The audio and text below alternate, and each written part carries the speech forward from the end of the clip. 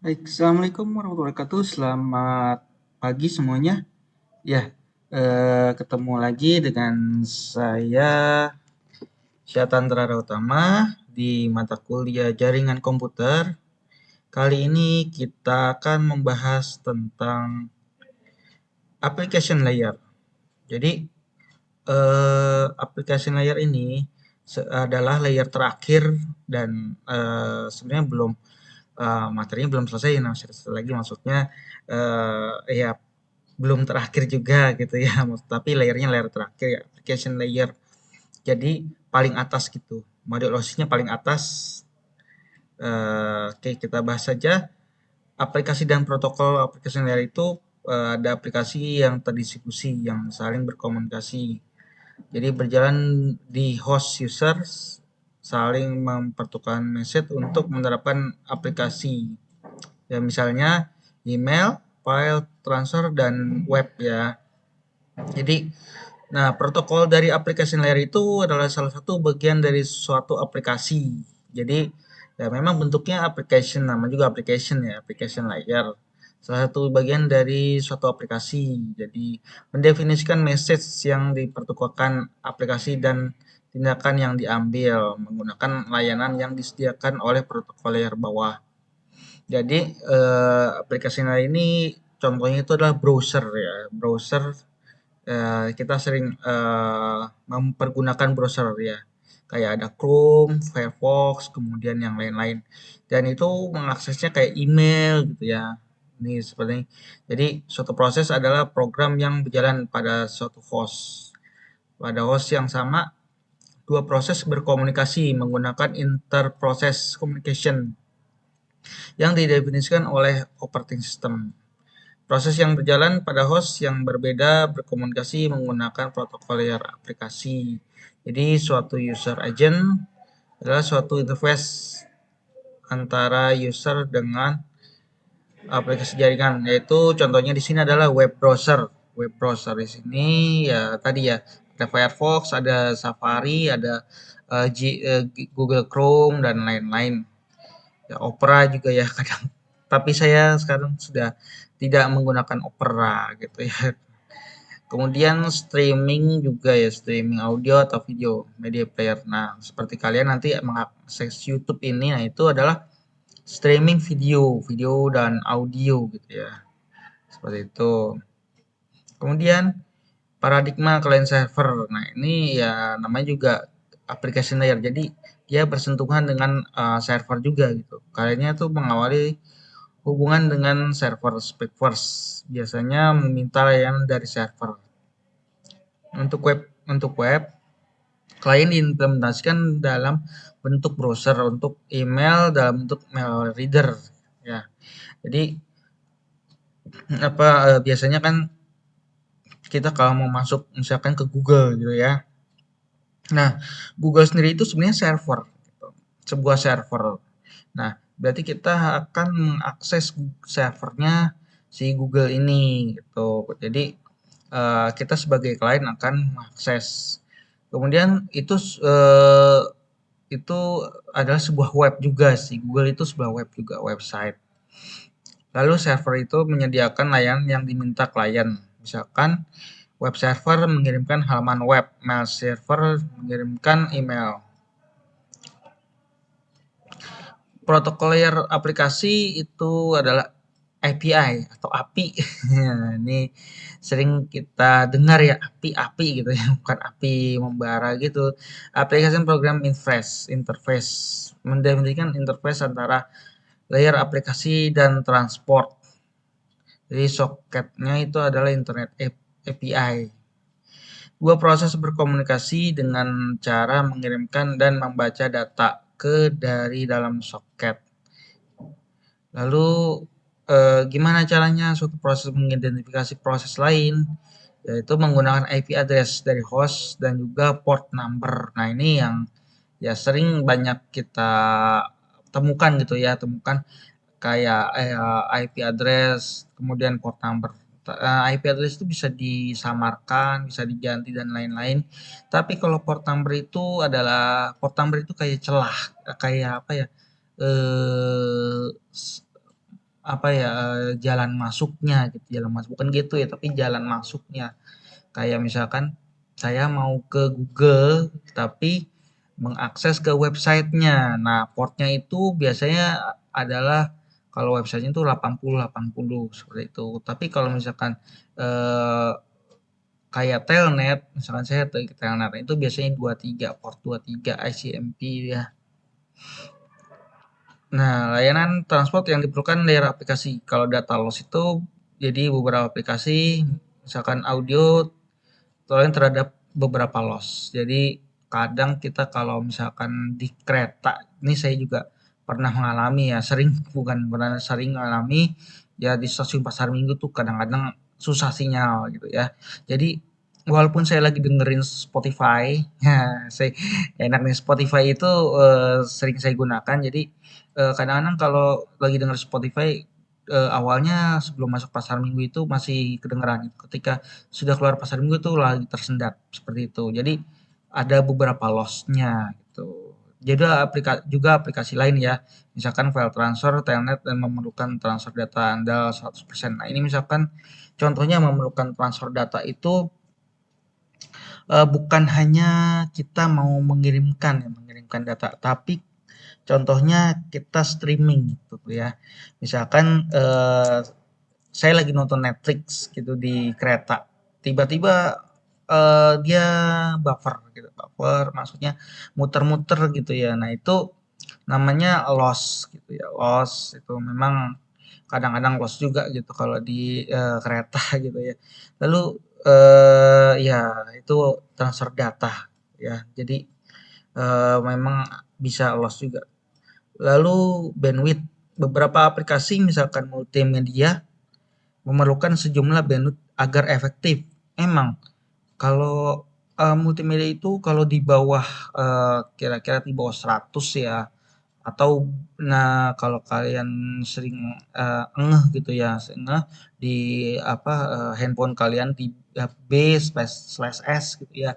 Itu maksudnya byte per second. Nah, itu kalau ada K-nya itu kalau kilobyte per second itu udah nyantai atau stabil gitu ya. Tapi kalau B per second itu udah pasti buffer atau loading gitu ya. Nah, itu seperti itu. Lalu aplikasi lain Elastic Apps menggunakan bandwidth beberapa pun yang tersedia. Nah, ini biasanya eh, yang Elastic Apps ini biasanya digunakan seperti Spotify, kemudian YouTube Musik dan lain-lain ya. Jadi berbentuk tadi ya yang apa audio gitu. Nah, audio itu eh, dia elastik, jadi nggak butuh banyak apa stabilitas gitu.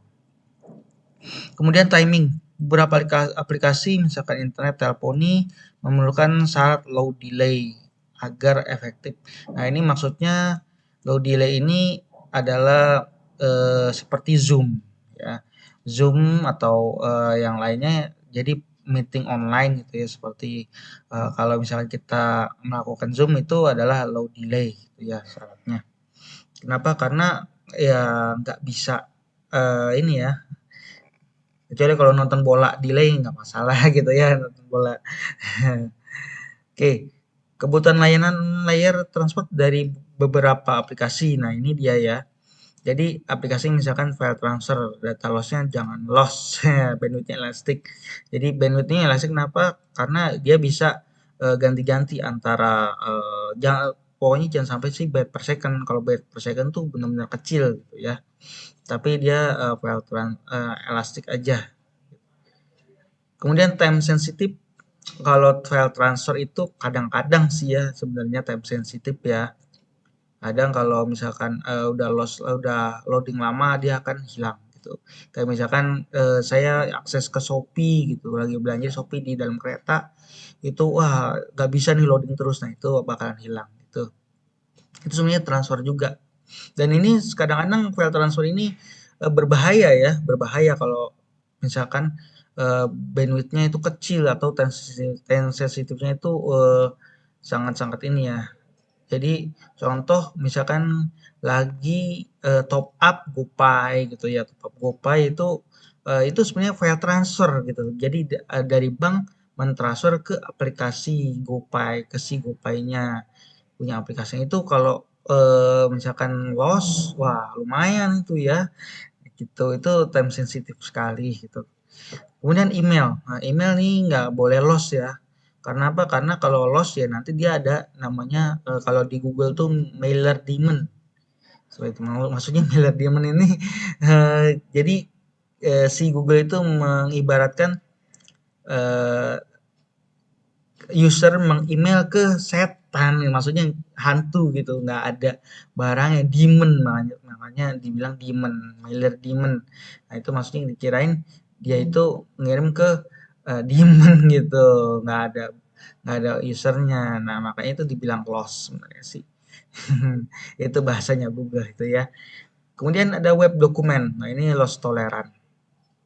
Data loss-nya itu ya masih toleransi kalau web dokumen ya, karena dia sudah bentuk website, jadi dia udah di server gitu ya. Kemudian real time audio atau video. Nah ini loss toleran juga karena ini real time itu maksudnya seperti Zoom, kemudian Team dan video call ya. Video call itu loss toleran juga nggak apa-apa gitu ya. Ya, kemudian store audio or video. Nah, ini story ini maksudnya YouTube gitu ya. YouTube pokoknya ngelihat video atau audio gitu ya di internet. Bukan di website tapi di internet. Itu loh soalnya. Jadi nanti dia ada bandwidth-nya ya. Ada bandwidth-nya same above. Jadi sama ya. 5 KB, 1 MB, 10 KB sampai 5 MB. Nah, itu ya. Nah, ini time sensitif juga dia kalau audio karena dia memang kan sebenarnya kalau video itu kan ada framing ya, frame per frame gitu harus ditransfer ke user seperti itu. Kemudian interaktif game. Nah, ini apalagi ya kalau game itu benar-benar butuh ini ya, kayak Mobile Legend ataupun Genshin Impact ya. Itu emang harus nggak boleh apa elastik gitu kalau bandwidthnya dia harus view kbps up jadi harus yang bagus gitu bandwidthnya.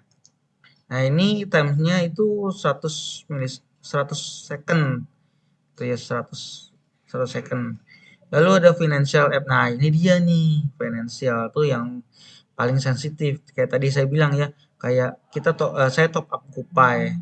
Top up GoPay tiba-tiba dia loading gitu, loading kemudian eh, dari bank itu nggak bisa kontak ke GoPay, jadi dia akan putus gitu walaupun kita top up, tapi ya dia tidak tidak akan mengirim datanya. Itu sebenarnya uang uang digital itu adalah data sebenarnya ya.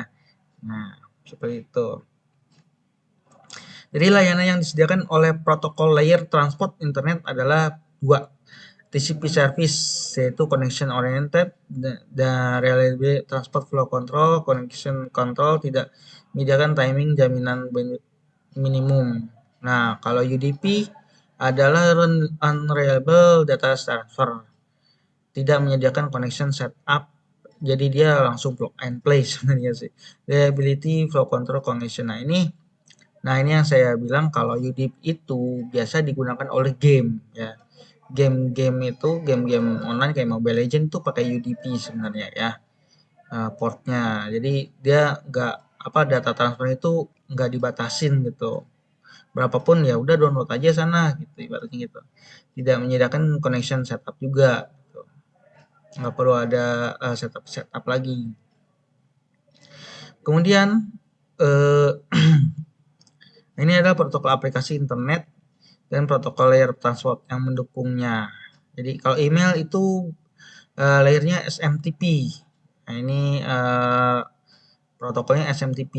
Kalau remote terminal access telnet ini bisa kita temukan di putih ya, putih kemudian ada di Winbox dan lain-lain ya.